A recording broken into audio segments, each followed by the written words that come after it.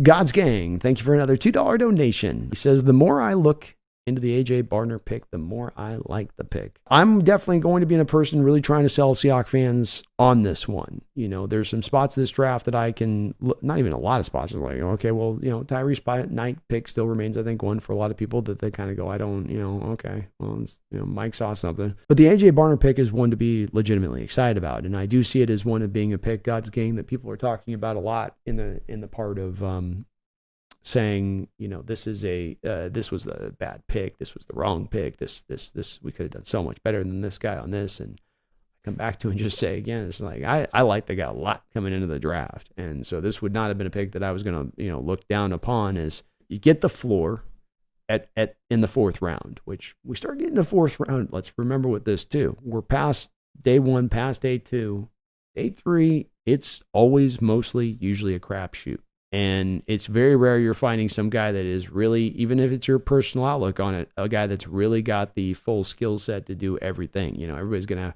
and it gets harder to even find, I think, floor things in guys.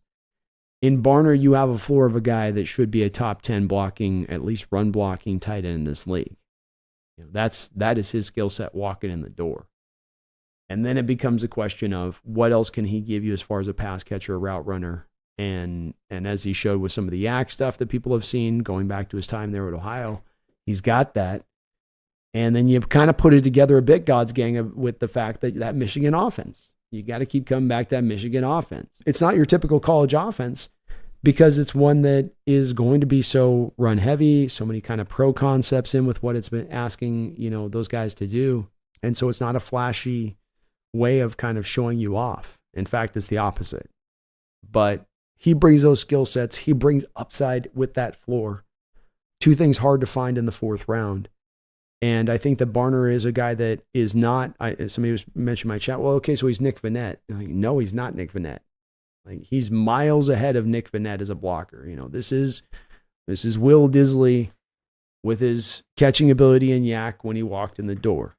And I know it was a sample size. I know it was just two sets of like 3-4 games to start a season out through the first 2 years of his career, and having both of those years ended to major catastrophic leg injuries.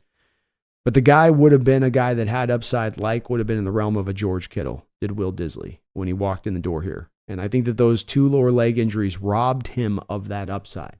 But when I make, to me, the comparison to Disley, and I say it's not Disley now in what you're getting, I think that's the floor of what he can be, but I think that you're getting actually with him an upside of what he was walking in when he first came in here. And that should get Seahawks very excited because you got that in the fourth round. I think when he gets a chance to show off what he can do with his hands, what he can do with his yak, on top of being the blocker he is, it will more connect in fans' mind as to why they brought this guy in.